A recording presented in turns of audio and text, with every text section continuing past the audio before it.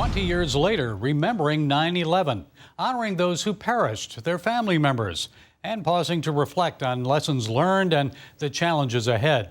Well, joining us to provide his thoughts is Mitch Glaser, president of Chosen People Ministries. Dr. Glaser, it's good to have you with us. So I want to discuss the special gathering you have coming up. But first, 20 years later, this is a tough time of remembrance for our nation in light of America's complete withdrawal from Afghanistan and the Taliban now in control of the country that was once used as a base of operations for attacking the U.S. Your thoughts? When we planned the 20th anniversary, I asked around to see how many Christians were actually doing something. And the answer after my research was almost none. And certainly the city will be doing some things. But I think that as believers in Jesus, we have a lot of reasons, particularly for us as New Yorkers who are Jewish and believers in Jesus, we have a lot of reasons to honor our fallen heroes and the survivors and the first responders who valiantly attempted to rescue people.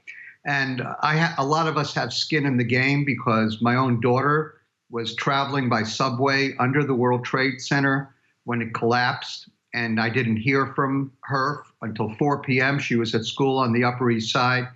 And so there's tremendous emotions involved with all of us on this 20th anniversary that's only been exacerbated by what happened in Afghanistan.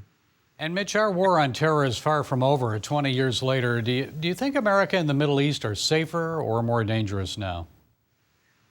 I think that we have really been clued in to Middle Eastern mentality where there's tremendous ability to wait and be patient. And so I don't think that the Taliban did all of this overnight. I think they've been working on it for 20 years. And unfortunately, when Al-Qaeda attacked our Twin Towers, it was the first time America was really touched by terrorism in a long time. I was around when the first attack on the World Trade Center happened, when the blind sheikh was eventually arrested. But nobody ever thought that there would be something like just happened. And so I think that we need to be vigilant, Gary. We need to be prayerful and we need to be thoughtful, and we need to encourage Homeland Security and all of our security agencies, pray for them, that they will be able to do their jobs and take care of us, because I think that we've always been vulnerable. We just didn't know it for a number of decades.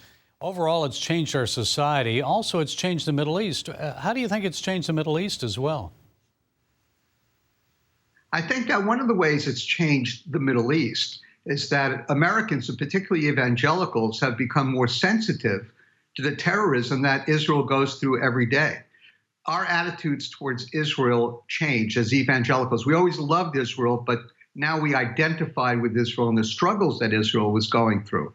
And so I think that has dramatically changed. And I also think that many of the Muslim nations have decided that they don't want this kind of relationship with Israel or with the United States.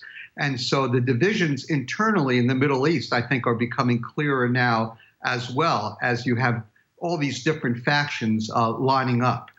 So I think it's a bigger difference than it was 20 years ago, for sure. Well, and we've seen the Abraham Accords with a number of Muslim nations now in relationship with Israel. But Chosen People Ministries, in partnership with Alliance for the Peace of Jerusalem, is holding a special two-day gathering at Trinity Baptist Church in New York. Tell us about it. How does that differ from other 9/11 events?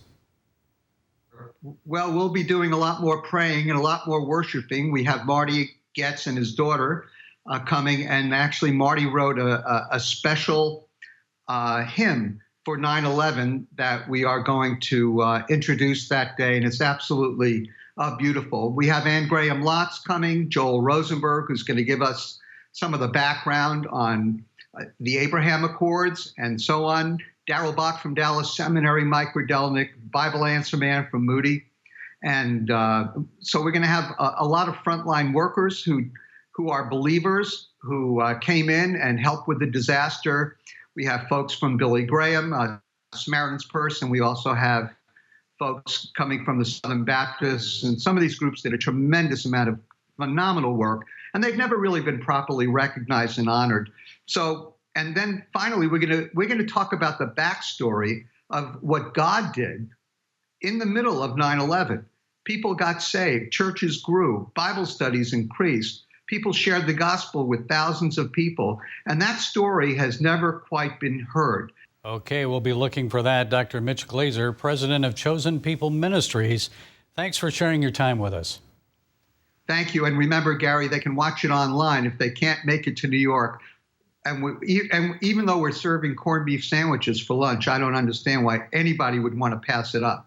But it will be online as well. That's a long way to go for a good corned beef sandwich, but sometimes it's worth it. Thank you, Dr. Glaser. Appreciate it. Thank you, Gary.